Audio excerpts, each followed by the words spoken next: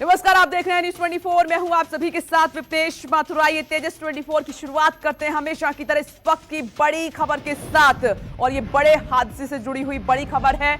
Breaking news आपकी TV screen पर। जम्मू कश्मीर के रामबन में बड़ा हादसा हो गया है। मेकाकोट में जम्मू श्रीनगर हाईवे पर निर्माणाधीन सुरंग का हिस्सा ढह गया, गिर गया और हादसे में कुछ लोगों की मौत की आशंका भी जताई जा रही है।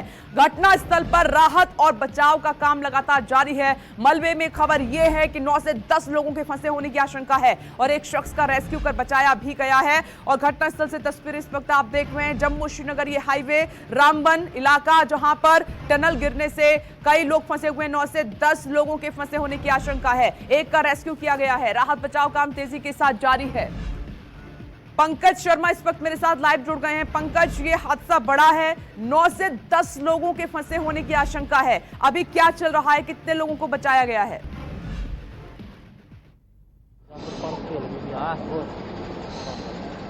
देखिए, बीती रात करीब 10 बजे ये हादसा पेश आता है, जो कि जम्मू श्रीनगर नेशनल हाईवे का रामबन जिला है, मकरकोट का खूनी नाला इलाका है, उस जगह पर ये हादसा पेश आता है। एक निर्माणाधीन टनल जो है उसका एक हिस्सा ढह जाता है। बताया गया, जो चश्मदीद यहाँ पर मौजूद है उन्होंने बताया कि उस समय 12 लोग इस टनल में काम कर रहे थे। 3 लोगों को रेस्क्यू किया गया है, जिन्हें अस्पताल में पहुंचाया गया है। 9 लोग अभी भी इस मलबे में दबे हुए हैं। आप देखिए कि बीती रात 10 बजे से लेकर अभी तक युस्तर पर यहाँ पर काम चल रहा है। भारतीय सेना यहाँ पर है, जम्मू कश्मीर पुलिस के जवान ऑफिसर यहाँ पर है, एनडीआरएफ यहाँ पर है, एसडीआरएफ यहाँ पर है, और प्रशासन की ओर से कहा गया है कि अगर जरूरत पड़ती है तो एनडीआरएफ को भी बुलाया जा सकता है। कुछ चश्मदीद हमारे साथ हैं, उस समय उसी टनल के अंदर ये मौजूद थे जो काम कर रहे थे, जिन्हें हल्की चोटें भी आई हैं। भाई साहब, क्या नाम है आपका, क्या हुआ था उस समय? मोहम्मद खलील मेरा नाम है सर। वो हम टनल के अंदर थे तो थोड़े दाने गिरने लगे, हम तब तक बाहर आए। कुछ हमारे आदमी 8-9 आदमी जो ऊपर थे, पोर्टल के ऊपर से शटरिंग खो रहे थे, तब तक एक टूटे में आ गया। ये तो कैसे आया, ये पहाड़ का बड़ा हिस्सा कैसे गिरा? उस समय क्या बारिश हो रही थी, कैसे गिरा? बारिश तो पहले हल्की हल्की आई थी, लेकिन ये बारिश की वजह से नहीं आई। इसको कटाई नीचे टनल दिन को ब्रेकअप भी किया था, इसलिए। तो कितने लोग उस समय अंदर थे जब ये हादसा पेश आया? ये हम 4 आदमी नीचे थे, 5 आदमी 8 आदमी ऊपर है, पोर्टल के ऊपर थे, वो वहीं दब गए सर। तो आपको भी चोटें आई हैं? हमें को सब टांग में आई है चोट सर। मैं तो वहीं बूमर के पास खड़ा रह गया, जब सिलेंडर रुक गया उसके बाद में बाहर निकला सर। तो भाई साहब, आप बताएं, आप भी उसी समय वहीं पे थे टनल में? जी, मैं यहाँ पे थे, डैम्पर में था जी। तो क्या हुआ था सर? अचानक आ गया, मुझे कोई पता नहीं लगा, अचानक से आ गया सर। तो जो लोग अंदर फंसे हैं उनकी संख्या पता चला है? कितने लोग अंदर फंसे हैं, वो कहाँ के रहने वाले हैं, कुछ पता चला? सर, जो 2 लोग हैं जो हमारे इधर गांव के हैं, मैंने अपनी मशीन, जो मैं ऑपरेटर हूँ, मैं बंदे चढ़ाए थे, 9 बंदे ऊपर चढ़ाए थे और मोटर के ऊपर थे, प्लेटें खोल रहे थे। अचानक स्लाइड हुआ, जब मैं डैम्पर से मैंने से मैं खुद ही एक दब गया हूँ और मंजिल ठीक होंगे। जब मैं बाहर आया, हमारे पूरे बंदे दब गए थे, कोई बंदा बाहर अभी तक नहीं आया। तो कितने लोगों को रेस्क्यू किया गया है? 3 बंदे रेस्क्यू किए थे, जिसमें एक को जम्मू रेफर कर दिया, हम 2 यहाँ पर थे। हमें और कितने अंदर हैं? 9 बंदे। 9 अभी भी अंदर है। तो आप देखिए, चश्मदीद जो बता रहे हैं उस समय उसी टनल के अंदर थे। आप देखिए कि जिस जगह पर यह हादसा पेश आया है उस जगह की तस्वीरें हम आपको दिखा रहे हैं। इसे खूनी नाला कहा जाता है। आप देखिए कि बड़े बड़े आपको सामने लोहे के एंगल दिखेंगे।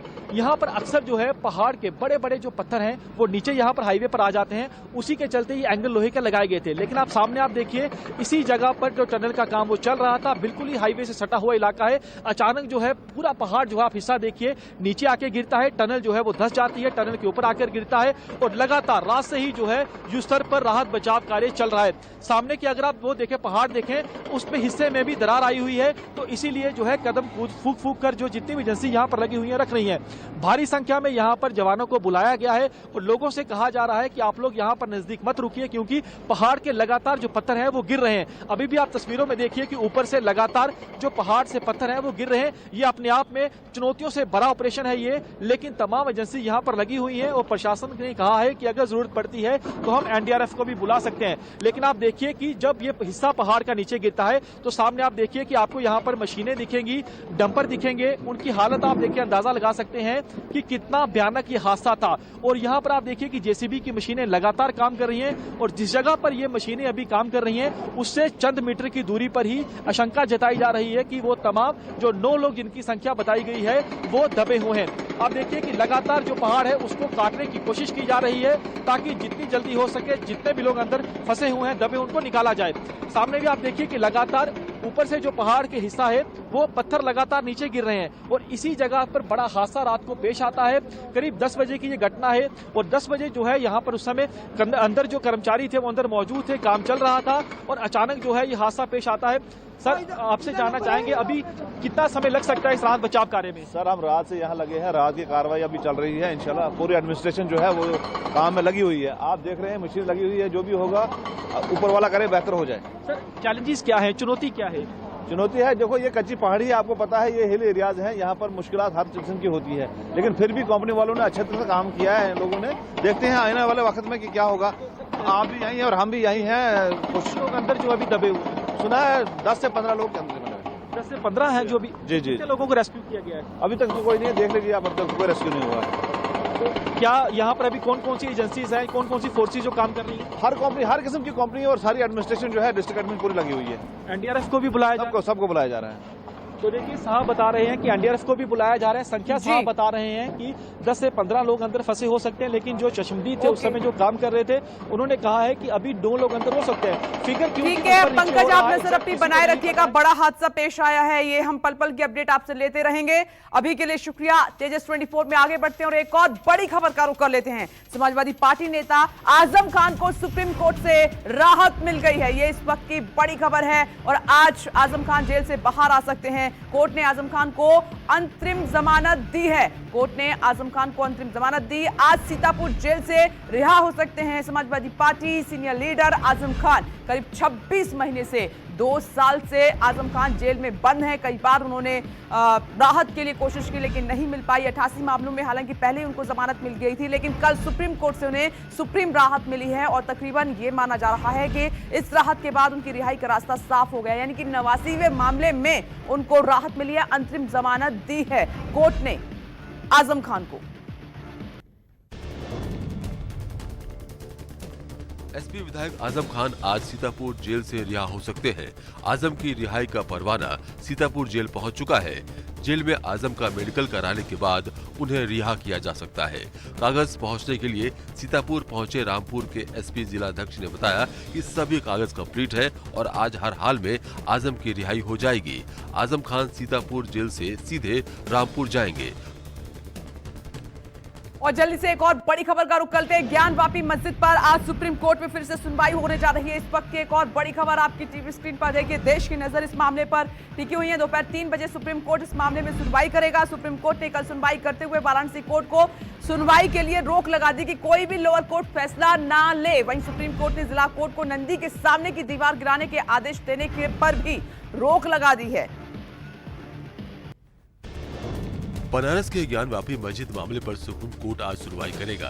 गुरुवार को हुई सुनवाई केवल 5 मिनट ही चली। हिंदू पक्ष के मुख्य पक्षकारों की तरफ से मांग की गई थी कि वकील बीमार हैं, इसलिए सुनवाई टाली जाए, जिसके बाद जस्टिस डीवाई चंद्रचूड़ ने कहा कि निचली अदालत यानी बनारस कोर्ट जहां सुनवाई हो रही है वो इस मामले पर कोई भी एक्शन लेने से बचे। साथ ही कोर्ट ने कहा कि इस मामले में सुनवाई टाल दे।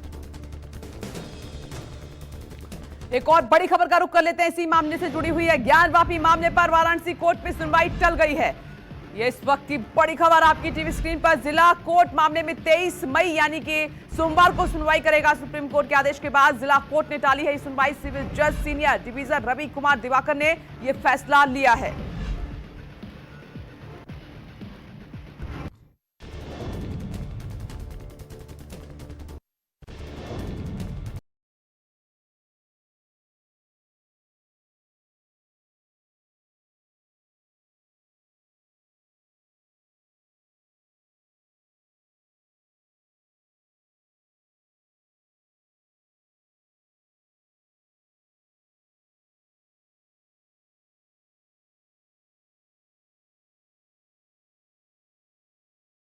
सोमवार की तिथि नियत की है। दोनों पक्षों को उसी दिन सुना जाएगा। मुकदमे सभी नहीं है, मुकदमा नंबर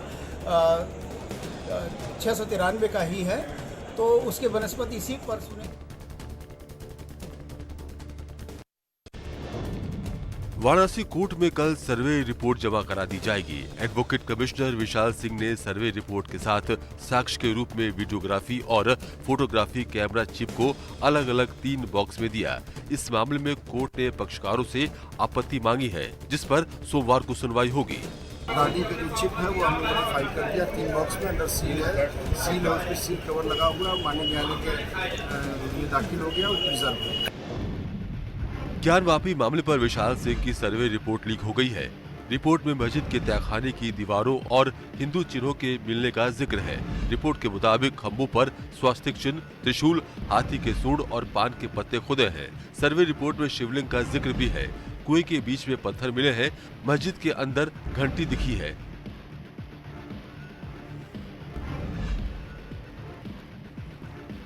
ये एक और बड़ी खबर आपकी टीवी स्क्रीन पर आप देख रहे हैं। रिपोर्ट में दीवारों पर हिंदू चिन्हों का जिक्र हुआ है। जो स्पेशल कमिश्नर विशाल सिंह ने रिपोर्ट पेश की, सर्वे रिपोर्ट 3 दिन की, वो भी लीक हो गई। सर्वे रिपोर्ट में शिवलिंग का भी जिक्र किया गया है। ये बड़ी खबर ज्ञानवापी मामले पर, ये बहुत बड़ी खबर इस वक्त आप देख रहे हैं। कोर्ट कमिश्नर विशाल सिंह की सर्वे रिपोर्ट लीक हुई है। कल ही उन्होंने कोर्ट में अपनी सर्वे रिपोर्ट पेश की और वहां पर जो हिंदू चिन्ह है और खम्भों पर स्वास्तिक, त्रिशूल, हाथी की सूंड, ये तमाम चिन्ह वहां प्रतीक दिखाई दे रहे हैं। शिवलिंग का भी जिक्र इसमें किया गया है। ज्ञानवापी मामले पर बहुत बड़ी ये खबर। आपको पता है कि अजय मिश्रा ने भी जो बाहरी परिसर था 2 दिन की 6 और 7 मई की जो रिपोर्ट थी वो पेश की। उसमें भी जो हिंदू पक्षकार के दावे हैं, वहां पर हिंदू देवी देवताओं की मूर्तियों के और दीवारों पर चिन्ह के जो दावे किए जा रहे थे उनको बल मिल रहा है। और इधर ये सबसे बड़ी खबर है, special court commissioner Vishal Singh ने कल ही सर्वे रिपोर्ट पेश की है और ये लीक हो गई। इसके बाद ये बड़ी खबर आपकी टीवी स्क्रीन पर। ज्ञानवापी मामले पर विशाल सिंह की सर्वे रिपोर्ट लीक हो गई है।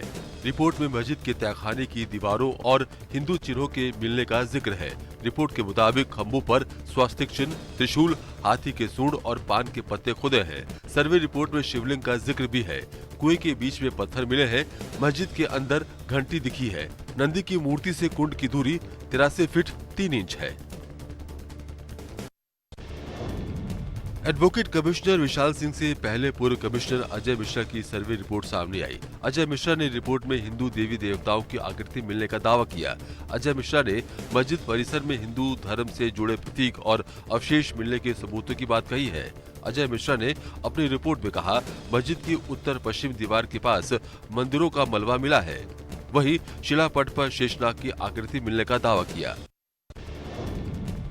काशी विश्वनाथ ट्रस्ट के चेयरमैन नागेंद्र पांडे ने शिवलिंग सौंपने की मांग की है। भगवान विश्वेश्वर का जो शिवलिंग मिला है वो स्थापित तो प्रतिष्ठापित है और जब निकल गया है तो उसको ऐसे बिना पूजित किए नहीं रखना चाहिए। तो ऐसे में क्या करना चाहिए, हमको काशी विश्वनाथ न्यास को वो मूर्ति दे दी जाए और हम उसकी विधिवत पूजन, भोग, राग, आरती करते रहें। ज्ञानवापी परिसर में शिवलिंग मिलने के दावों के बाद कल वाराणसी के लोगों ने शिवलिंग पर दुग्धाभिषेक कर पूजा अर्चना की। ज्ञानवापी परिसर में शिवलिंग मिलने के दावों के बाद खत्म हुआ नंदी का इंतजार के पोस्टर भी दिखे। इसके साथ ही घंटा घड़ियाल बजाकर जो इस केस को लड़ रहे हैं उनके लिए बाबा विश्वनाथ से आशीर्वाद मांगते हुए दुग्धाभिषेक किया गया। और एक और ब्रेकिंग न्यूज का जल्दी से रुख कर लेते हैं। ज्ञानवापी मामले के बीच आज जुम्मे की नमाज का आह्वान किया गया है। ये इस वक्त की बड़ी खबर और इसको देखते हुए सुरक्षा काफी कड़ी कर दी गई है। जुम्मे की नमाज है आज। All India Muslim personal law board ने ज्ञानवापी मस्जिद के लिए दुआ मांगने की अपील की है और नमाज के ऐलान के बाद यूपी सरकार अलर्ट मोड पर है। सभी अधिकारियों को सतर्क रहने के आदेश दिए गए हैं। धर्मगुरु खालिद रशीद फिरंगी महली ने अपील की है लोगों से कि किसी के बहकावे में ना आए, कोर्ट पर भरोसा रखें। उधर रशीद ने यह भी कहा कि नमाज के बाद प्रदर्शन ना करें बिल्कुल भी। ज्ञानवापी मामले के बीच आज जुमे की नमाज होगी। इसको देखते हुए यूपी सरकार अलर्ट मोड पर है। सभी अधिकारियों को भी सतर्क रहने के निर्देश दे दिए गए हैं। सभी जिलों में सुरक्षा बढ़ा दी गई है। इधर धर्मगुरु खालिद रशीद फिरंगी महली ने अपील की है कि बहकावे में न आए, कोर्ट पर भरोसा रखें। उन्होंने नमाज के बाद प्रदर्शन न करने को कहा। इस बीच आज लखनऊ में जुमे की नमाज पर पंपलेट बांटे जाएंगे और बताया जाएगा कि all India Muslim personal law board कैसे पैरवी करेगा। मथुरा जिला अदालत ने शाही ईदगाह मस्जिद हटाने पर निचली अदालत में मुकदमे की सुनवाई की इजाजत दे दी है। सिविल जज के फैसले को चुनौती देने वाली याचिका पर जिला अदालत ने फैसला सुनाया है। कोर्ट ने कहा कि निचली अदालत का आदेश गलत है और इस पर रोक लगा दी है। इसके साथ ही अब कृष्ण जन्मभूमि से सटी ईदगाह मस्जिद को हटाने की याचिका पर अदालती कार्रवाई का रास्ता साफ हो गया है। और एक और ब्रेकिंग न्यूज, श्री कृष्ण जन्मभूमि मामले में नई याचिका दाखिल की गई है। ये इस वक्त की एक और बड़ी खबर। इस मामले में मुख्य पक्षकार हैं मनीष यादव। दाखिल की उन्होंने नई याचिका और याचिका में श्री कृष्ण गर्भगृह पर सीसीटीवी लगाने की मांग की गई है। नई याचिका में यह भी कहा गया है कि प्रतिवादी पक्ष साक्ष्य मिटा रहे हैं, इसीलिए विवादित जगह पर सीसीटीवी कैमरे 24 घंटे लगाए जाएं, 24 घंटे सातों दिन। और वहीं याचिका में यह भी कहा गया है कि ईदगाह मस्जिद में जिस स्थान पर नमाज अदा की जाती है वहीं भगवान श्री कृष्ण का गर्भगृह भी है। श्री कृष्ण जन्मभूमि के मुख्य पक्षकार मनीष यादव ने मथुरा की अदालत में नई याचिका दाखिल की है। याचिका में श्री कृष्ण गर्भगृह पर सीसीटीवी लगाने की मांग की गई है। याचिका में कहा गया है प्रतिवादी पक्ष साक्ष्य मिटा रहे हैं, इसलिए विवादित जगह पर सीसीटीवी कैमरे लगाए जाए जो 24/7 चालू रहे। नई याचिका में कहा गया है कि ईदगाह मस्जिद में जिस स्थान पर नमाज अदा की जाती है वही भगवान श्री कृष्ण का गर्भगृह है। ज्ञानवापी मस्जिद सर्वे की रिपोर्ट लीक होने पर AIMIM नेता ओवैसी ने सवाल उठाए हैं। उन्होंने कहा कि सर्वे की रिपोर्ट लीक कैसे हुई, अब हर तरफ मंदिर के दावे किए जा रहे हैं। इस तरह की बातों पर फुल स्टॉप लगना चाहिए। जिसको पिटिशनर ने कहा कि इसको बना दो, जिसका इंतजाम कमेटी का इसको मत बनाइए, सर्वे मत कराइए, उसी ने रिपोर्ट लीक कर दी और पूरे टीवी चैनल्स पर उस रिपोर्ट को दिखाया जा रहा है। वाराणसी की ज्ञानवापी मस्जिद और मथुरा की ईदगाह को लेकर अदालत में सुनवाई के बीच लखनऊ की टीले वाली मस्जिद को ऐतिहासिक पैमाने पर परखने की मांग शुरू हो गई है। अखिल भारतीय हिंदू महासभा ऐतिहासिक दस्तावेजों का हवाला देकर टीले वाली मस्जिद को लक्ष्मण टीला बताते हुए इसके सामने लक्ष्मण की 151 फीट ऊंची प्रतिमा लगाने की मांग की है। हिंदू महासभा ने 22 मई को टीले वाली मस्जिद तक मार्च करने का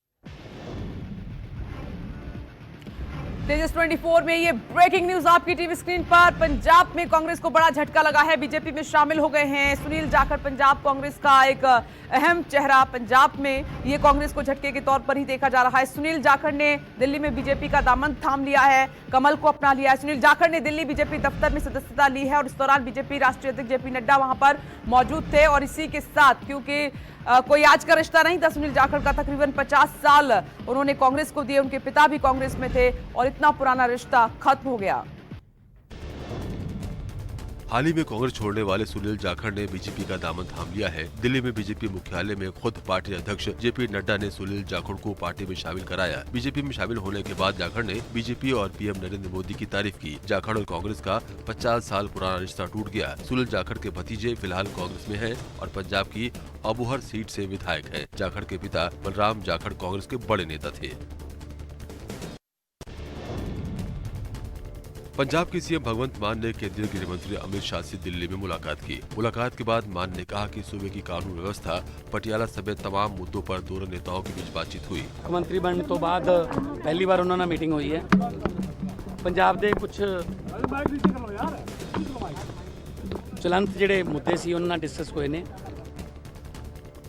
और इस वक्त की एक और ब्रेकिंग न्यूज का रुख कर लेते हैं आपकी टीवी स्क्रीन पर। अमृतसर से 2 पाकिस्तानी जासूस गिरफ्तार किए गए हैं और खबर बड़ी ये है कि ISI के इशारे पर काम करते थे दोनों आरोपी। बताया ये भी जा रहा है कि गिरफ्तार किए गए आरोपी कोलकाता और मधुबनी के रहने वाले हैं। पुलिस के मुताबिक दोनों के खिलाफ ऑफिशियल सीक्रेट्स एक्ट का मुकदमा दर्ज किया गया है और गिरफ्तार किए गए दोनों आरोपी रेलवे स्टेशन के बाहर सोडा बेचते थे। अमृतसर से पाकिस्तान के लिए जासूसी करने वाले 2 आरोपियों को गिरफ्तार किया गया है। मुख्य आरोपित जफर रियाज कोलकाता का, जबकि दूसरा आरोपी शमशाद मधुबनी का रहने वाला है। पुलिस ने दोनों आरोपियों को कोर्ट में पेश भी किया है। कोर्ट ने दोनों को 2 दिन के लिए पुलिस रिमांड पर भेज दिया। आरोप है कि दोनों ISI एजेंट के इशारे पर सेना की गतिविधियों की जानकारियां, फोटो आदि जुटाकर पाकिस्तान भेजते थे। पुलिस ने दोनों के खिलाफ ऑफिशियल सीक्रेट्स एक्ट का मुकदमा दर्ज किया है। LOC पर प्योंग त्योंग झील के पास चीन की ओर से ब्रिज तैयार करने की खबरों पर विदेश मंत्रालय के प्रवक्ता अरिंदम बागची ने कहा है कि ब्रिज के बारे में रिपोर्ट देखी है, ये सैन्य मुद्दा है, इस पर कह नहीं सकता। ब्रिज के बारे में रिपोर्ट देखी है, ये मिलिट्री इशू है, इसमें मैं कह नहीं पाऊँगा ये कहाँ पे एग्जैक्टली है, और हमने जैसे कहा है ये पूरा एरिया हम ऑक्युपाइड एरिया पे मानते हैं। आइए एक और बड़ी खबर का रुख कर लेते हैं राजस्थान से। इस वक्त की बड़ी खबर है, राजस्थान के बीजेपी में चिंतन शिविर जारी है लगातार और आज पीएम मोदी बैठक को वर्चुअली संबोधित करेंगे, ये इस वक्त की बड़ी खबर। और आज बीजेपी राष्ट्रीय अध्यक्ष जेपी नड्डा भी शामिल होंगे इस सत्र में। बता दें कि आज होने वाली बैठक में बीजेपी पदाधिकारियों समेत पार्टी मोर्चा और सेल के अध्यक्ष और तमाम राज्यों के प्रदेश अध्यक्ष भी बुलाए गए हैं। जयपुर में बीजेपी राष्ट्रीय पदाधिकारियों की बैठक चल रही है। राष्ट्रीय अध्यक्ष जेपी नड्डा सुबह 10 बजे उद्घाटन करेंगे। उद्घाटन के बाद प्रधानमंत्री नरेंद्र मोदी वर्चुअली इस सत्र को संबोधित करेंगे। माना जा रहा है कि आने वाले राजस्थान विधानसभा चुनाव की तैयारियों और संगठन को मजबूत करने का मूल मंत्र पीएम इस बैठक में दे सकते हैं। इस बैठक में पदाधिकारियों के साथ पार्टी मोर्चा और सेल के अध्यक्ष और सभी राज्यों के प्रदेश अध्यक्ष को आमंत्रित किया गया है। कांग्रेस के बाद अब बीजेपी राजस्थान के जयपुर में अपना 3 दिवसीय चिंतन शिविर आयोजित कर रही है। इस पर राजस्थान के मुख्यमंत्री अशोक गहलोत बीजेपी पर हमलावर हो गए हैं। देश के अंदर जो माहौल बना रखा तनाव का, दंगों का, जिससे कि ध्यान डाइवर्ट रहे, बात होनी चाहिए महंगाई की, बेरोजगारी की। हाहाकार मचा हुआ युवाओं के अंदर, पूरी परवाह नहीं हो रही है, चिंता कैसे बना हुआ मुझे। और आइए जल्दी से इस वक्त की एक और बड़ी खबर का रुख कर लेते हैं। पेगासस मामले पर आज सुप्रीम कोर्ट में सुनवाई है और मामले में 3 सदस्यीय समिति की सौंपी अंतरिम जांच रिपोर्ट पर सुनवाई होनी है। समिति ने जनवरी में ये रिपोर्ट सुप्रीम कोर्ट को सौंपी थी और सुप्रीम कोर्ट के चीफ जस्टिस एनवी रमन्ना की बेंच मामले में सुनवाई करेगी, रहेगी इस पर नजर। सुप्रीम कोर्ट में आज पेगासस मामले को लेकर सुनवाई होगी। माना जा रहा है कि मामले को लेकर बनाई गई 3 सदस्यों की समिति द्वारा सौंपी गई अंतरिम जांच रिपोर्ट पर सुनवाई हो सकती है। समिति ने जनवरी में ये रिपोर्ट सुप्रीम कोर्ट को सौंप दी थी। सुप्रीम कोर्ट के पूर्व जस्टिस आर.वी. रविंद्रन की अध्यक्षता में बनी कमेटी की अंतरिम रिपोर्ट पर सुप्रीम कोर्ट के चीफ जस्टिस एन.वी. रमन्ना की पीठ सुनवाई कर सकती है। और इस वक्त की तेजस 24 में एक और breaking news. Terror funding case में यासीन मलिक दोषी करार। एनआईए की स्पेशल कोर्ट ने यासीन को दोषी करार दिया है। 25 मई को यासीन मलिक की सजा पर बहस होगी। कोर्ट ने एनआईए को मलिक की आर्थिक स्थिति पर रिपोर्ट सौंपने का भी आदेश दे दिया है। कश्मीर के अलगाववादी नेता यासीन मलिक को टेरर फंडिंग केस में एनआईए की कोर्ट ने दोषी करार दिया है। मलिक को कितनी सजा मिलेगी, इस पर अदालत में 25 मई से बहस शुरू होगी। कोर्ट ने एनआईए की मलिक की आर्थिक स्थिति पर रिपोर्ट सौंपने का भी आदेश दिया है। इसमें आतंकी गतिविधियों में शामिल होना, कश्मीर में शांति भंग करने, गैर कानूनी गतिविधियां, आपराधिक साजिशें रचना शामिल है। यासीन मलिक को दोषी करार दिए जाने पर जम्मू में राष्ट्रीय बजरंग दल ने खुशियां मनाई और लोगों को लड्डू बांटे। यासीन मलिक, उसके ऊपर आज जो है कोर्ट ने उसको दोषी करार दे दिया। आने वाले दिनों में उसके ऊपर सजा के ऊपर जो है बहस होगी और हमें पूर्ण रूप से विश्वास है कि जल्द ही यासीन मलिक को मौत की सजा जो है हमारी न्यायपालिका देगी। यासीन मलिक के दोषी ठहराए जाने पर नेशनल कॉन्फ्रेंस के अध्यक्ष उमर अब्दुल्ला ने कहा कि दोषियों को अपील करने का अधिकार है। जिसके बारे में फैसला सुनाया गया हो उसका भी हक है कि वो उससे ऊपर वाली अदालत में जाके उस फैसले को तब्दील करने की कोशिश करें। अदालत ने अपना फैसला सुना लिया है, अब इसके बाद यासीन मलिक क्या करेंगे क्या नहीं करेंगे वो उन तक है, मैं इसमें कुछ कहना नहीं चाहता। थोड़ी देर के बाद, जी हां, थोड़ी देर के बाद सीतापुर जेल से रिहा होंगे आजम खान। आजम खान की रिहाई पर सबकी नजर। आजम के दोनों बेटे सीतापुर जेल में मौजूद हैं, पहुंच चुके हैं और शिवपाल यादव भी आजम खान को लेने सीतापुर जेल पहुंचे हैं। कल सुप्रीम कोर्ट ने आजम खान को अंतरिम जमानत दी है। 26 महीने से जेल में बंद थे आजम खान, लेकिन 2 साल बाद, तकरीबन 2 साल बाद आजम खान को ये राहत मिली है। उनकी रिहाई का रास्ता देश की सर्वोच्च अदालत से साफ हुआ है। इस वक्त की बड़ी खबर यह है कि अब से थोड़ी देर में या किसी भी वक्त आजम खान जेल से बाहर आ सकते हैं। उनके दोनों बेटे यानी परिवार के लोग वहां पहुंच चुके हैं और साथ ही ये भी बताया जा रहा है कि शिवपाल यादव भी पहुंचे हैं। समाजवादी पार्टी के सीनियर लीडर आजम खान पर कई आरोप लगे थे। 88 मामलों में पहले ही उनको बरी कर दिया गया था। 89वें मामले में कल कोर्ट ने उन्हें अंतरिम जमानत दी है और साथ ही यह भी कहा जा रहा है पुलिस अधिकारी की तरफ से कि डॉक्यूमेंटेशन का काम पूरा हो चुका है, पेपर वर्क कंप्लीट हो चुका है और आज आजम खान की रिहाई हो जाएगी। और ये दो तस्वीरें इस वक्त आपकी टीवी स्क्रीन पर। थोड़ी देर में आजम खान की रिहाई और दूसरी तरफ आजम खान को लेने पहुंचे हैं शिवपाल सिंह यादव। आप देख रहे थे कि आजम खान जब से जेल में बंद हैं तब से लेकर अब तक इस पर खूब सियासत भी हुई है। मायावती भी उनके सपोर्ट में आई थी और साथ ही समाजवादी पार्टी में भी कई तरीके के सवाल खड़े होने लगे थे। अखिलेश यादव पर भी सवाल खड़े हुए। अब आजम खान की आज रिहाई है और यह भी कहा जा रहा है सीतापुर जेल से निकलकर सीधे वो अपने घर पहुंचेंगे, लेकिन उनको जमानत के लिए लोअर कोर्ट में भी अप्लाई करना होगा क्योंकि सर्वोच्च अदालत ने अंतरिम उनको जमानत दी है। तो थोड़ी देर के बाद सीतापुर जेल से रिहा हो रहे हैं समाजवादी पार्टी के वरिष्ठ नेता विधायक आजम खान। दो तस्वीरें, एक तरफ आप देखिए उनके दोनों बेटे पहुंच चुके हैं और ये जो गाड़ी नजर आ रही है शिवपाल सिंह यादव की है। समाजवादी पार्टी में थे पहले, फिर उसके बाद उन्होंने अपनी अलग पार्टी बनाई, लेकिन उनके रिश्ते आजम खान से बेहद नजदीक के हैं और इसीलिए देखिए सबसे पहले आजम खान को लेने के लिए शिवपाल सिंह यादव की गाड़ी नजर आ रही है, वो दिखाई दे रहे हैं इस तस्वीर में। दूसरी तरफ पेपर वर्क पूरा हो चुका है, यानी कि किसी भी वक्त आजम खान जेल से रिहा हो रहे हैं। ये दो तस्वीरें आपके सामने आजम खान की रिहाई को लेकर। कल जैसे ही सुप्रीम कोर्ट से अंतरिम जमानत मिली, उनके घर का माहौल भी हमने आपको दिखाया था। वहां पर उनके विधानसभा क्षेत्र में जश्न मनाया गया, घर के लोग काफी खुश हैं और ये जिला कारागार की सीतापुर की तस्वीर आप देख रहे हैं। हार्दिक पटेल ने कांग्रेस छोड़ने पर अपनी भड़ास निकाली है। अहमदाबाद में पटेल ने कहा कि कांग्रेस में रहकर मैंने अपने राजनीतिक और सामाजिक जीवन के 3 साल बिगाड़े हैं। हार्दिक ने कहा कि ना मुझे काम करने का मौका मिला, ना उन्होंने मुझे काम दिया।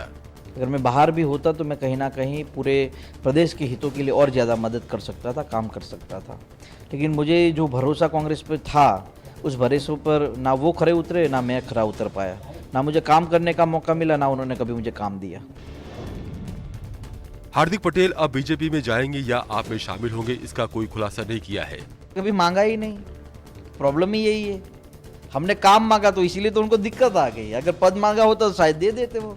आगे जो भी फैसला होगा अच्छा करेंगे, बहुत जल्द करेंगे, जिसमें जनहित की बात होगी, जिसमें जन सेवा की बात होगी। शक्ति प्रदर्शन की भी बात है, पता नहीं है मुझे, होगा तो जरूर बताऊंगा। गुजरात में आंतरिक कलह से जूझ रही कांग्रेस ने विधानसभा चुनाव को लेकर तैयारियां शुरू कर दी हैं, जिसको लेकर गुजरात कांग्रेस प्रभारी रघु शर्मा ने राजकोट में सौराष्ट्र क्षेत्र की बैठक ली। बैठक के बाद रघु शर्मा ने कहा कि पार्टी ने 182 सदस्यीय गुजरात विधानसभा में 125 से अधिक सीटें जीतकर अगली सरकार बनाने का संकल्प लिया है। 2017 में कांग्रेस ने राज्य में 77 सीटें जीती थी। वहीं कांग्रेस ने 9 से 15 अगस्त के बीच पैदल मार्च की योजना बनाई है।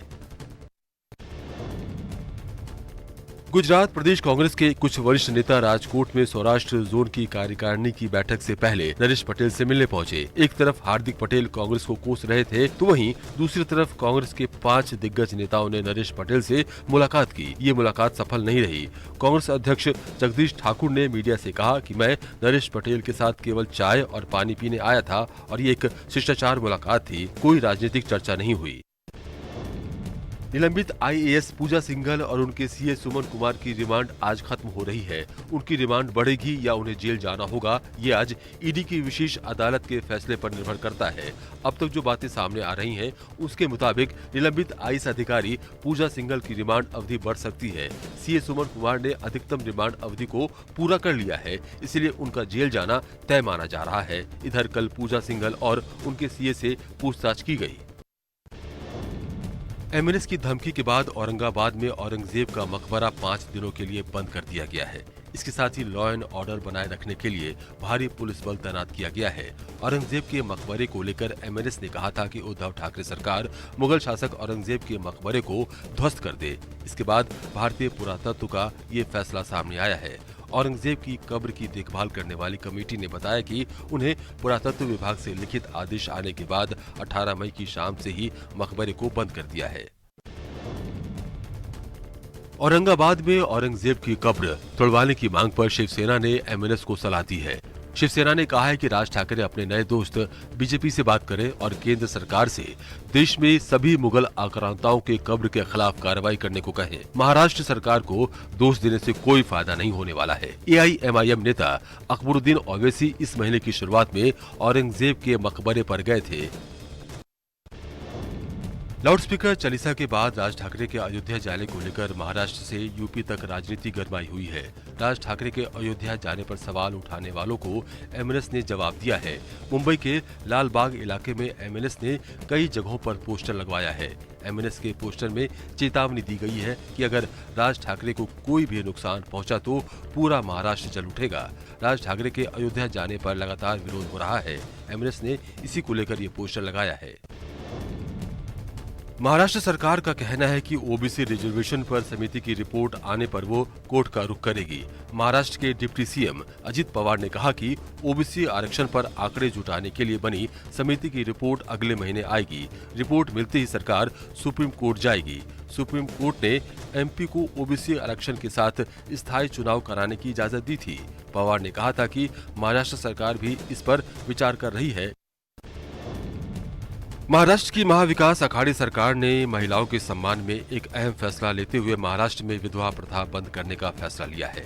विधवा की चूड़ी तोड़ने, सिंदूर पोंछने और मंगलसूत्र निकालने की प्रथा को खत्म किया गया है। राज्य में सबसे पहले विधवा प्रथा को बंद करने वाले कोल्हापुर के हिरवाड़ ग्राम पंचायत को आदर्श मानते हुए उसे राज्य की सभी ग्राम पंचायतों में उसे लागू करने के लिए कहा गया है। इसके लिए राज्य सरकार ने सर्कुलर जारी कर दिया है।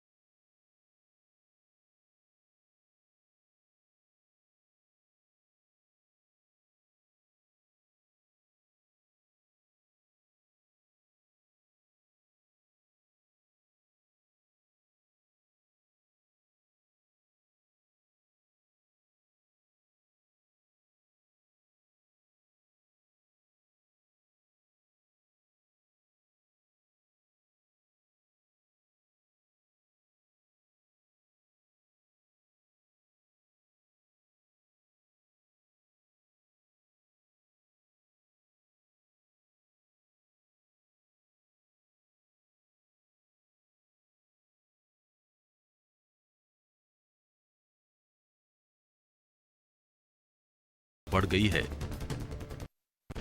बिहार में बारिश आंधी की वजह से कई जिलों में जनजीवन अस्त व्यस्त हो गया।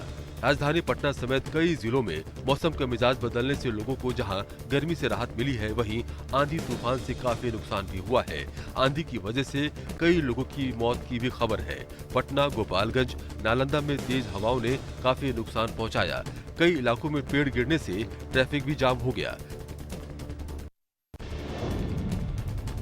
बिहार के मुख्यमंत्री तारकिशोर प्रसाद ने तूफान बारिश से मारे गए लोगों के परिजनों को मदद देने का ऐलान किया है। रात में तूफान से जान माल का नुकसान हुआ है, फसल का भी नुकसान हुआ है और ठनका गिरने से 2 हमारे ग्रामीणों का निधन भी हुआ है। तो हमारे बिहार सरकार के आपदा मद में जो प्रावधान है उसे तुरंत राशि भी दी जाएगी। असम में लगातार होती बारिश और कई जगहों पर लैंडस्लाइड हो रहे हैं। इसके चलते रेलवे ट्रैक, पुलों और सड़कों को भारी नुकसान हुआ है। तस्वीरें दीमा हसाओं की हैं, जहां भूस्खलन होने से नेशनल हाईवे 27 पर यातायात रुक गया है। सुरंग बंद हो गई है, जिसे खोलने के लिए राज्य सरकार काम कर रही है। वहीं दीमा हसाओं में न्यू हाफलोंग रेलवे स्टेशन पर बाढ़ के कारण फंसी एक यात्री ट्रेन पटरी से ही उतर गई। एमपी के राजगढ़ में दलित की बारात पर पत्थर फेंकने वाले आरोपियों के घरों पर प्रशासन ने बुलडोजर चलवा दिया। प्रशासन ने 18 आरोपियों समेत 30 लोगों के अवैध निर्माण को गिरा दिया। दरअसल शीतला मोहल्ले में बैंड और ढोल बंद करवाने को लेकर हुए विवाद में दलित दूल्हे की बारात पर दूसरे समुदाय के लोगों ने पथराव कर दिया था। प्रशासन ने मामले के 21 आरोपियों के मकानों को चिन्हित किया था, जिनमें से जिन आरोपियों के घर पर अवैध निर्माण किया गया था उन पर बुलडोजर चलवा दिया गया।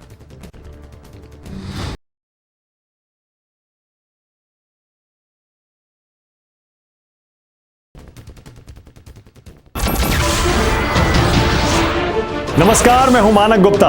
अगर आपको हमारा ये वीडियो पसंद आया हो तो इसे लाइक और शेयर जरूर करें और हाँ, हमें सब्सक्राइब और फॉलो करना ना भूलें ताकि आप देश और दुनिया की कोई खबर मिस ना करें।